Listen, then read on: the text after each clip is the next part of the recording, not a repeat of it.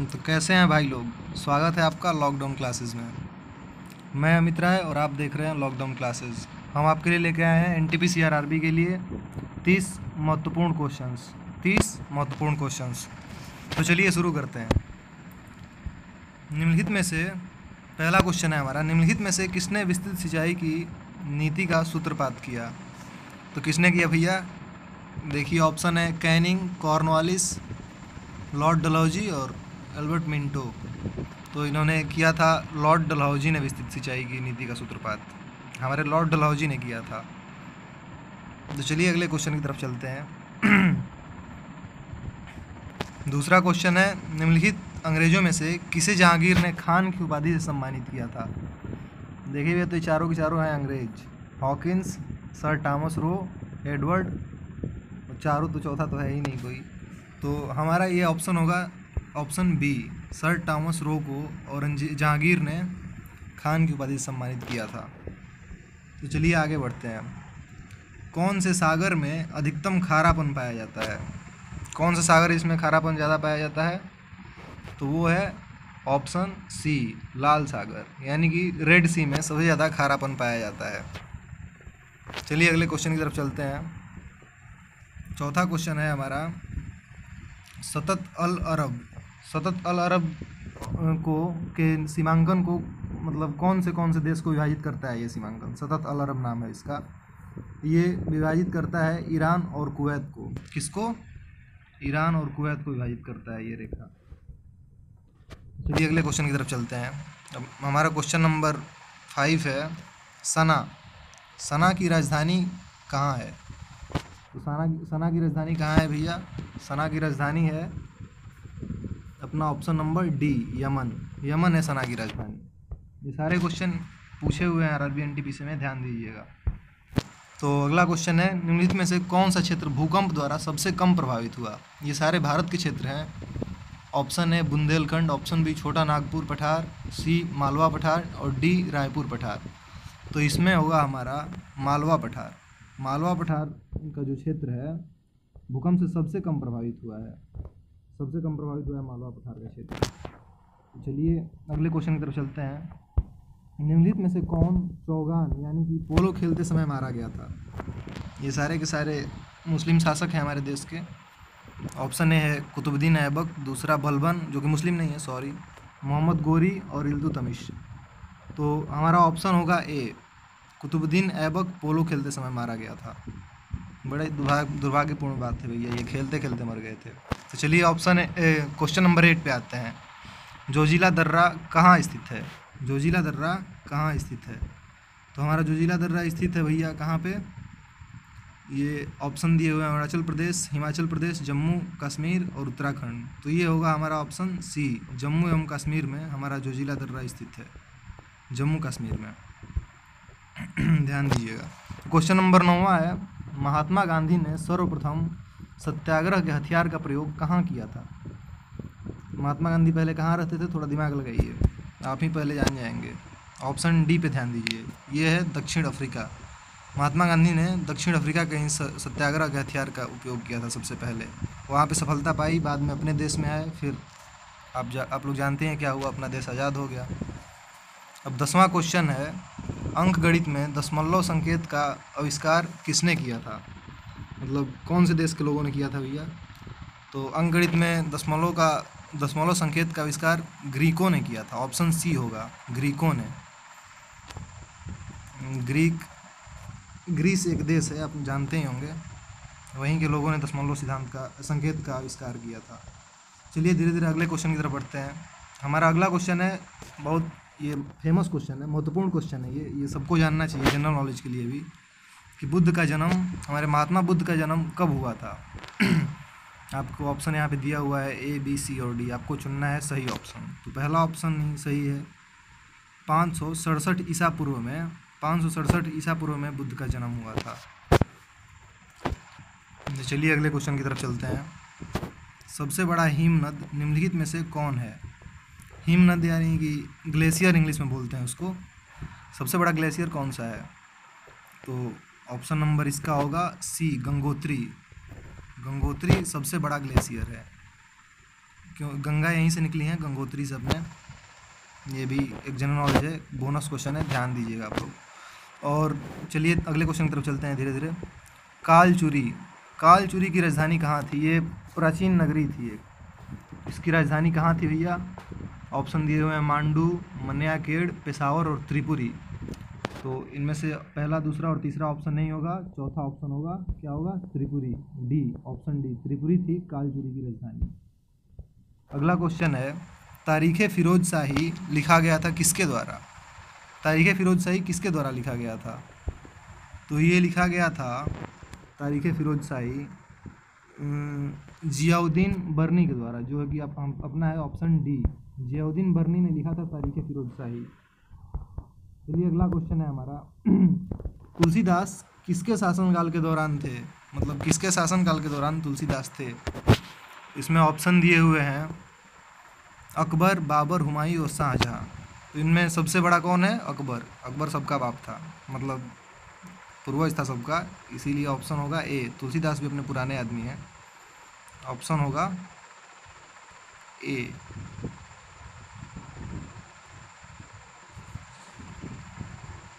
चलिए अपने अगले क्वेश्चन की तरफ बढ़ते हैं। अगला क्वेश्चन है, सिंधु घाटी की सभ्यता की लिपि कौन सी है? कौन सी भाषा में है? तो सिंधु घाटी की सभ्यता की लिपि कौन सी भाषा में है भैया? देखते हैं। ऑप्शन आपके दिए हुए हैं द्रविड़ भाषा, प्राकृत भाषा, संस्कृत भाषा। अभी तक उद्भाषित नहीं हुई। ये सिंधु घाटी सभ्यता इतनी पुरानी है कि उसकी भाषा अभी तक किसी को समझ में नहीं आई। तो इसका होगा ऑप्शन डी, अभी तक किसी को पता ही नहीं है कौन सी भाषा में लिखा गया है। तो अगला क्वेश्चन है हमारा, गुरुत्वीय जी का स्थिरांक छोटा जी, बड़ा जी नहीं, छोटा जी के सापेक्ष है। इसका ऑप्शन क्या होगा? किसका सापेक्ष है? किसको डिनोट करता है? यानी कि इसका ऑप्शन होगा ऑप्शन बी। क्या होगा? ऑप्शन बी, जो कि है G is equal to G M into by R square. G is equal to G M gravity into mass by R square. समझ गए? चलिए अगले क्वेश्चन की तरफ बढ़ते हैं। निम्नलिखित में से कौन सदिश है? सदिश कौन है? इनर्शिया जिसको बोलते हैं, निम्नलिखित में से कौन सा है? Pressure, force.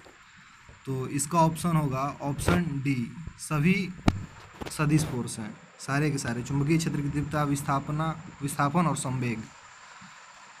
चलिए अगले क्वेश्चन की तरफ चलते हैं। क्वेश्चन नंबर 19, दिल्ली राजहारा क्षेत्र से लौह अयस्क किस इस्पात संयंत्र को आपूर्ति किया जाता है? कहाँ पे भेजा जाता है भैया इस क्षेत्र से लौह अयस्क को?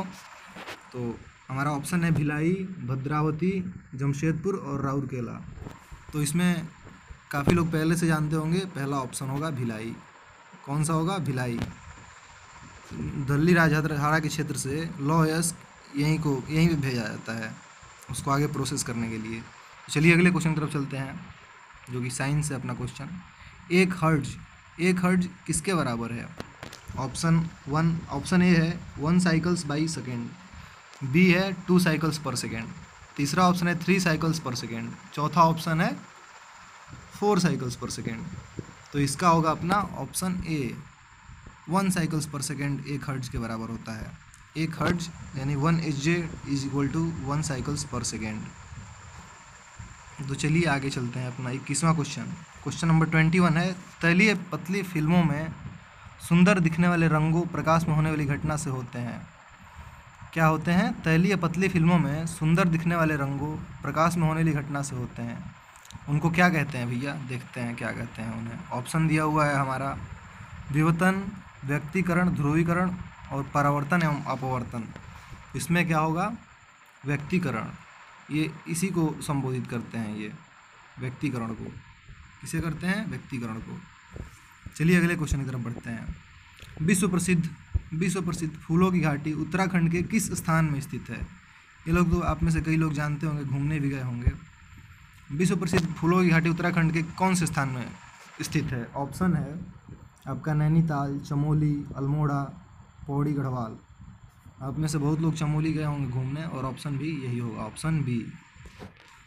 उत्तराखंड के चमोली में फूलों की प्रसिद्ध घाटी स्थित है, जहाँ की दूर दूर से लोग आते हैं घूमने। आपको भी जाना चाहिए अगर नहीं गए हैं तो। अब क्वेश्चन नंबर अगला है, विश्व में भारत उत्पादन में किस चीज़ का उत्पादन में अग्रणी है पूरे विश्व में भारत? तो ऑप्शन आपके दिए हुए हैं बॉक्साइट, तांबा, माइका और मैंगनीज, जो कि ऑप्शन होगा सी, माइका हमारे देश में बहुलता में पाया जाता है और यही यहाँ से उत्पादन होता है सबसे ज़्यादा, पूरे विश्व में सबसे ज़्यादा उत्पादन माइका का होता है हमारे देश में। आपको गर्व महसूस होना चाहिए इसके लिए, हमारे देश आगे है किसी भी चीज़ में, तो बहुत सारी चीज़ में वैसे आगे है, लेकिन उत्पादन इसका ये एक खास केमिकल पदार्थ होता है। बरौनी तेल, चलिए अगले क्वेश्चन की तरफ चलते हैं। बरौनी तेल परिष्करणशाला कब स्थापित हुआ था? तो ऑप्शन हमारे दिए हुए 1960 ईस्वी में, ऑप्शन बी 1962 ईस्वी, ऑप्शन सी 1964 ईस्वी, ऑप्शन डी 1966 ईस्वी। लेकिन हमको इतना नहीं देखना है, हमारा ऑप्शन यही होगा, ऑप्शन ए, बरौनी तेल परिष्करणशाला स्थापित हुआ था, यानी तेल रिफाइनरी बरौनी का 1960 में स्थापित हुआ था। चलिए अब आगे चलते हैं। क्वेश्चन नंबर 25, यौगिक जिनमें कार्बन द्विध होते हैं, मतलब यानी दो कार्बन के बॉन्ड होते हैं, वो क्या कहलाते हैं? उनको क्या कहते हैं भैया? ऑप्शन है अल्केन्स, बी अल्कीन्स, सी एसोटाइलिन, डी अल्काइंस। यहाँ पर हमको ज़्यादा दिमाग नहीं लगाना है, यहाँ पे होगा हमारा अल्कीन्स। आप अगर थोड़ा बहुत केमिस्ट्री पढ़े होंगे, कार्बन एंड इट्स कंपाउंड्स, तो आपको ये जानकारी होनी चाहिए। चलिए अगले क्वेश्चन की तरफ चलते हैं। बांग्लादेश में प्रवेश के पश्चात गंगा नदी कौन से रूप में जानी जाती है?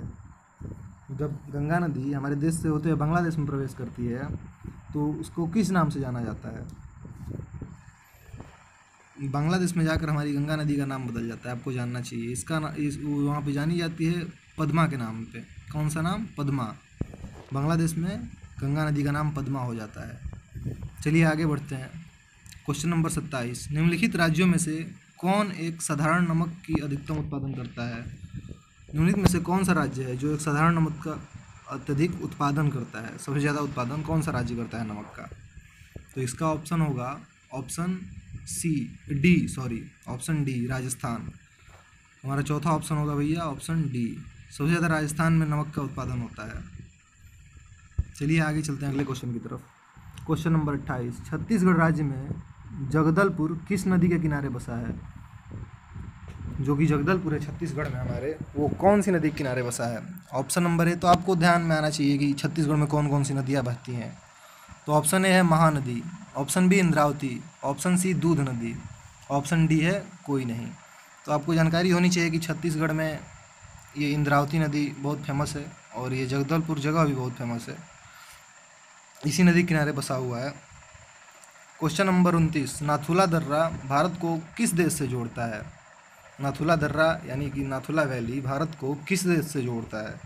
यहाँ पर 4 ऑप्शन दिए हुए हैं, बांग्लादेश, चीन, म्यांमार या फिर नेपाल। ये हमारा सबसे क्या बोलें, आजकल दुश्मनी चल रही है, चीन होगा।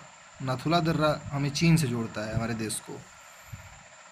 चलिए आगे बढ़ते हैं, दुश्मनी पे ध्यान मत दीजिए, अभी आप अपने फ्यूचर पे ध्यान दीजिए। निम्नलिखित नदियों में से कौन सी एक नदी का मानसरोवर झील के पास स्रोत नहीं है? मतलब ये 4 नदियां हैं, इनमें से आपको पता करना है कि किसका स्रोत मानसरोवर झील के पास नहीं है। इसमें ऑप्शन दिया हुआ है चिनाब, झेलम, सिंधु और सतलज। तो इसमें होगा ऑप्शन हमारा बी, झेलम नदी का स्रोत मानसरोवर के पास नहीं है। तो चलिए अभी आज का तो ख़त्म हो गया, आपको बाद में फिर से बहुत सारी जानकारी लेकर उपस्थित होंगे।